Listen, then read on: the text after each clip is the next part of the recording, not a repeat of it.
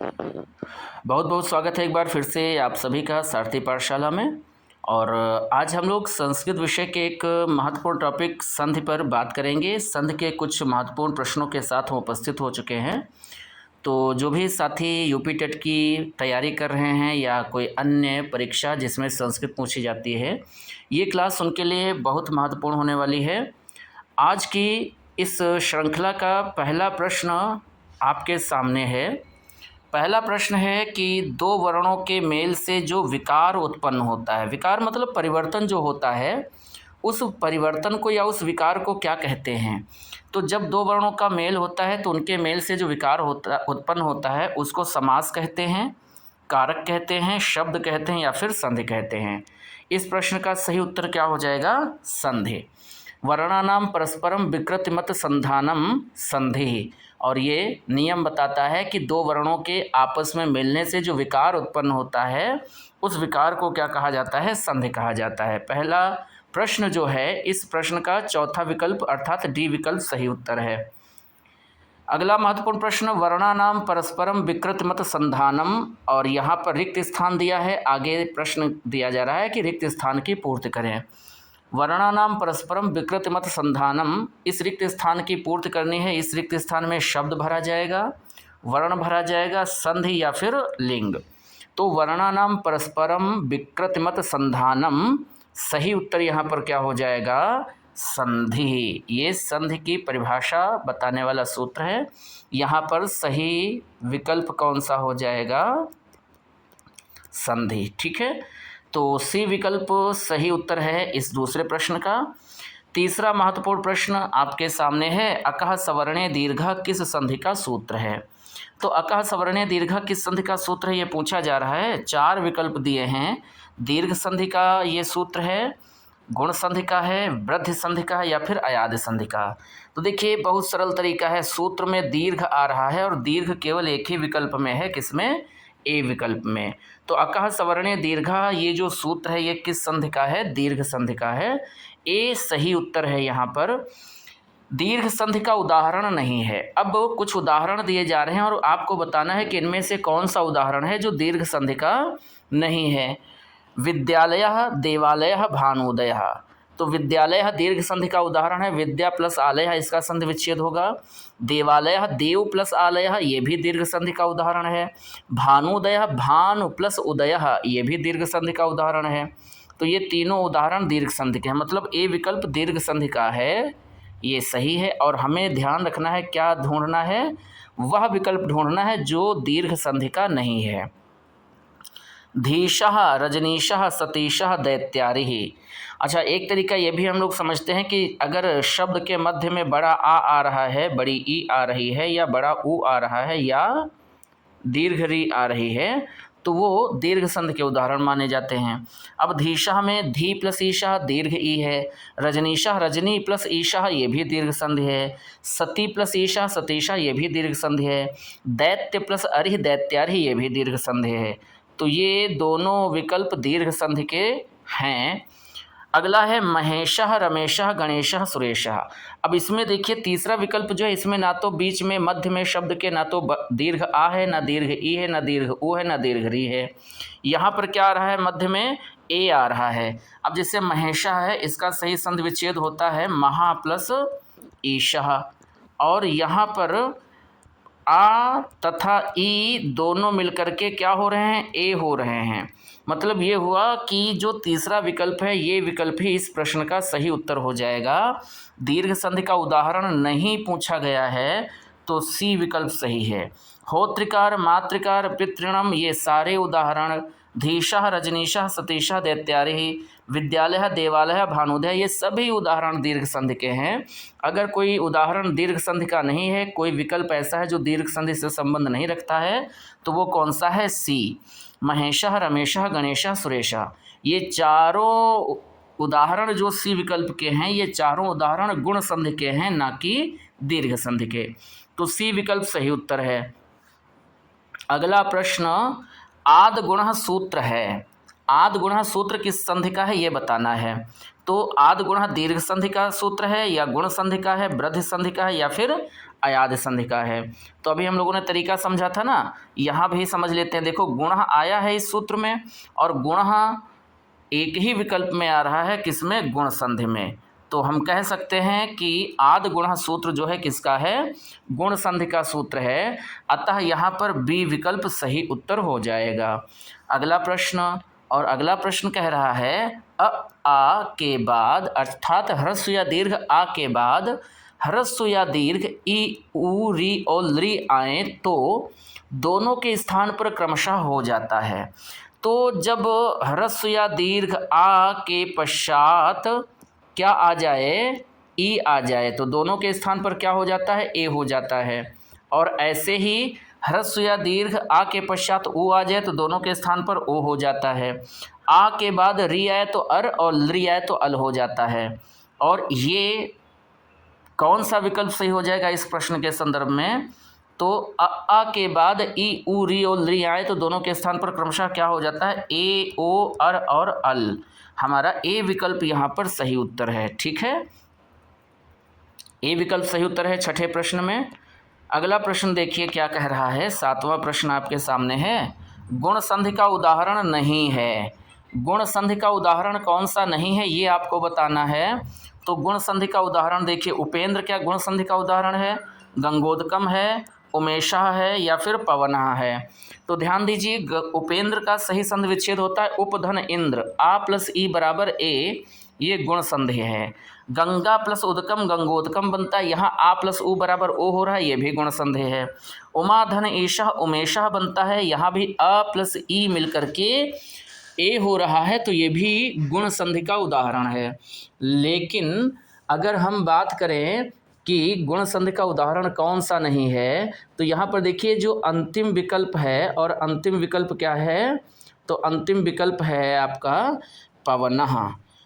और पवनः जो है ये गुण संधि का नहीं अपितु ये अयाद संधि का उदाहरण है। तो पो धन अनः पवनः बनता है, डी विकल्प यहाँ पर सही हो जाएगा। गुण संधि का उदाहरण नहीं है ये पूछा गया है, डी विकल्प सही उत्तर हो जाएगा। ठीक है, चलिए अगले प्रश्न की बात कर लेते हैं। और अगला प्रश्न क्या कह रहा है, वृद्धि संधि विधायक सूत्र है। वृद्धि संधि का सूत्र कौन सा है ये बताना है। चार सूत्र दिए जा रहे हैं चार विकल्पों में। पहला सूत्र है वृद्धिरेचि, फिर है वृद्धिरादैच, फिर है आदगुणा और फिर है एचो यवा यावः।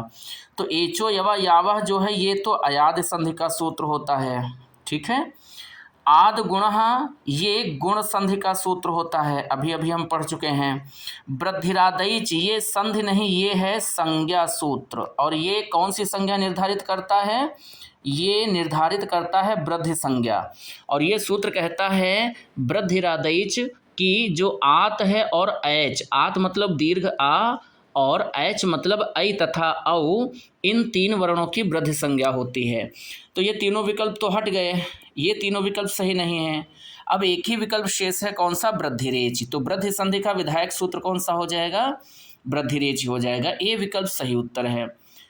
अगला प्रश्न है, गुण संधि युक्त उदाहरणों का समूह नहीं है।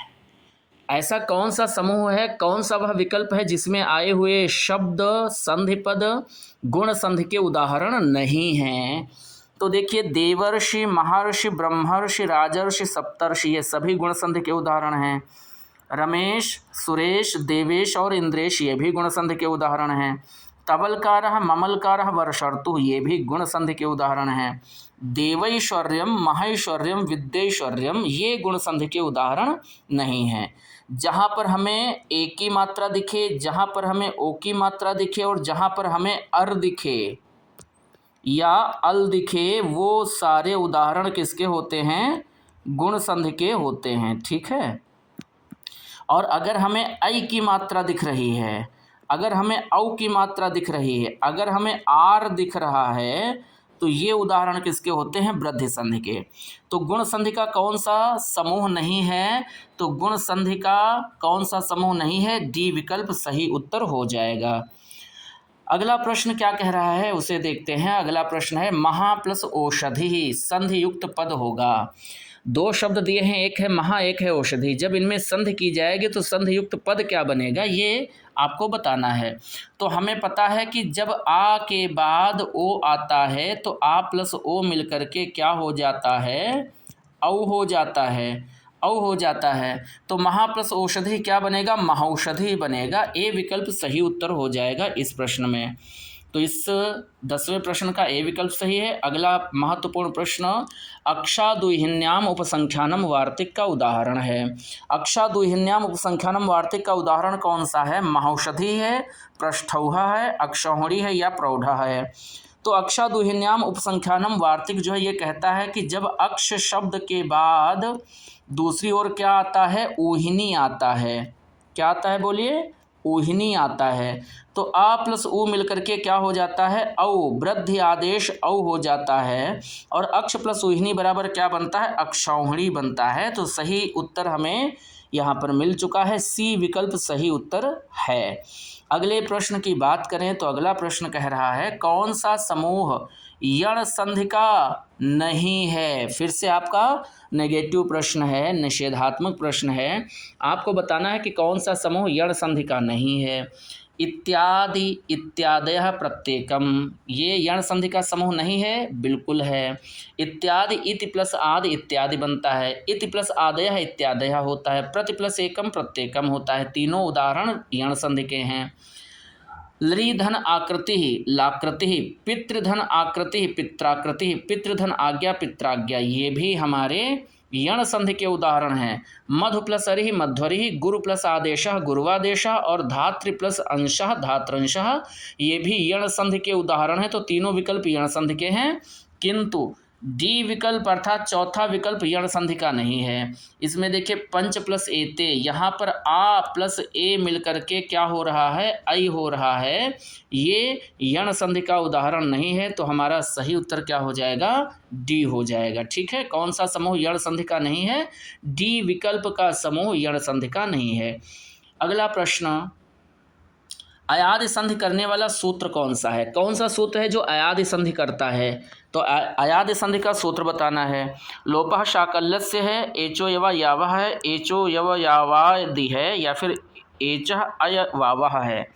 तो यहाँ पर अयादि संधि करने वाला सूत्र कौन सा है, एचो यवा यावः, बी विकल्प सही उत्तर हो जाएगा। सूत्र भी परीक्षा में पूछे जाते हैं, अगर अभी तक नहीं याद किए हैं तो जरूर याद कर लीजिए। अगला प्रश्न, निम्नलिखित में अयादि संधि का उदाहरण नहीं है। अयादि संधि का उदाहरण कौन सा नहीं है, तो अयादि संधि की पहचान होती है, ए का अय हो जाता है, ओ का अब हो जाता है, आई का आय हो जाता है और ऐसे ही अब औ का क्या हो जाता है, आव हो जाता है। तो जहाँ अय अब आय आव दिखें वो सब अयादि के उदाहरण हैं और जहाँ ये ना दिखे वो अयादि के उदाहरण नहीं हैं।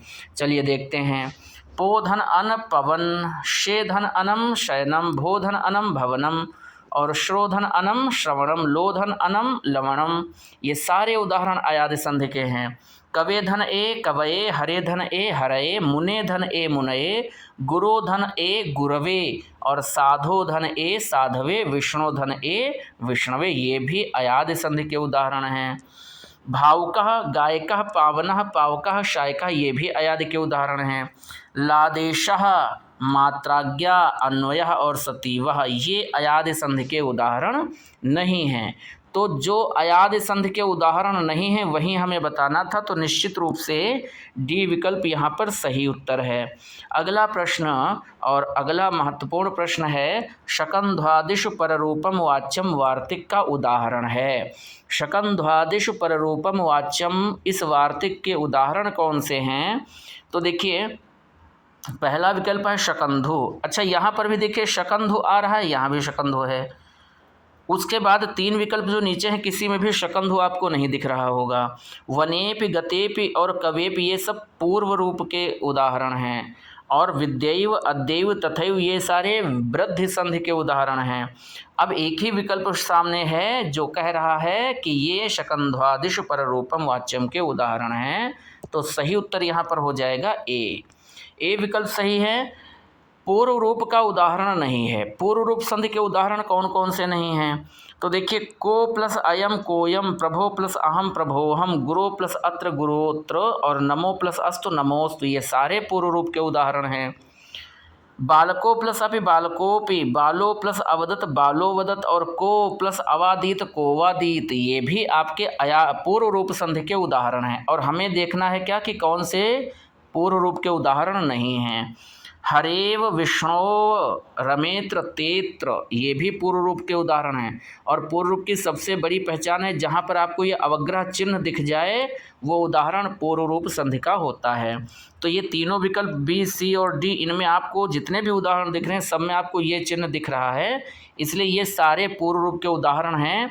कौन सा नहीं है? तो ए विकल्प में जो उदाहरण दिए हैं ये पूर्व रूप संधि के नहीं हैं, ये पर रूप संधि के उदाहरण हैं। तो निश्चित रूप से हमारा सही उत्तर यहाँ पर क्या हो जाएगा? ए हो जाएगा।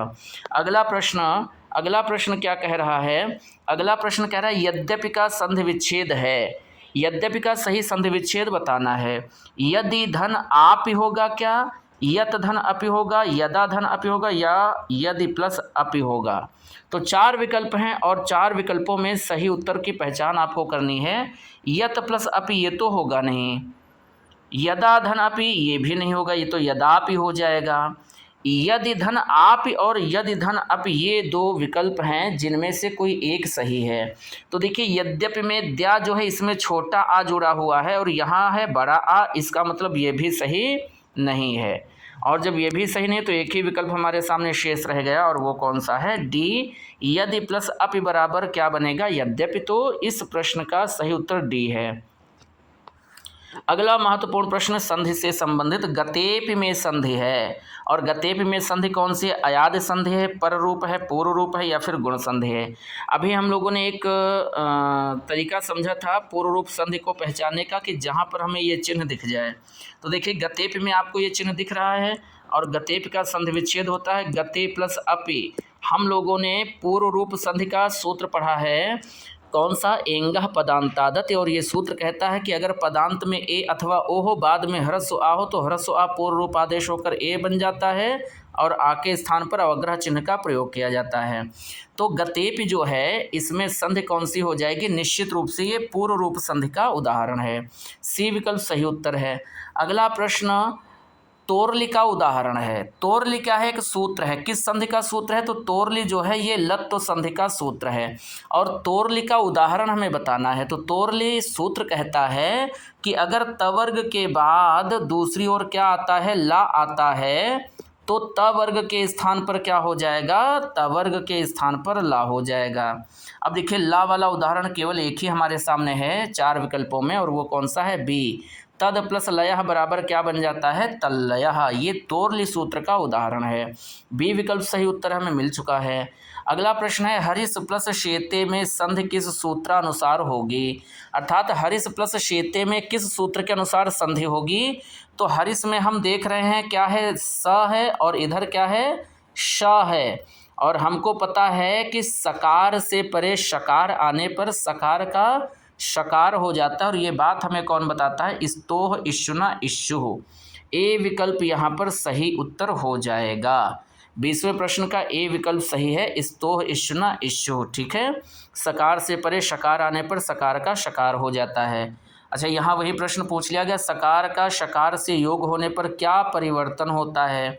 तो सकार का रेफ हो जाता है क्या? जी नहीं। सकार का शकार हो जाता है? बिल्कुल सही। सकार का सकार होता है? ये भी सही नहीं है। सकार का विसर्ग होता है? ये भी गलत है। तो सही उत्तर हमें मिल चुका है, सकार का शकार से योग होने पर क्या परिवर्तन होता है? सकार का शकार हो जाता है, अर्थात दंत सा तालविशा में बदल जाता है जब दंत सा का योग तालविशा से होता है। और ये बात कौन बताता है? स्तोह इष्णा इष्युः। अगला प्रश्न 22वां प्रश्न और आज का 22वां प्रश्न कह रहा है बालकावपि शब्द का संधि विच्छेद होगा। बालकावपि शब्द का संधि विच्छेद क्या होगा? बालका प्लस वपि होगा या बालको प्लस अपि होगा, बालका प्लस आवप या बालकाओ प्लस अपि होगा।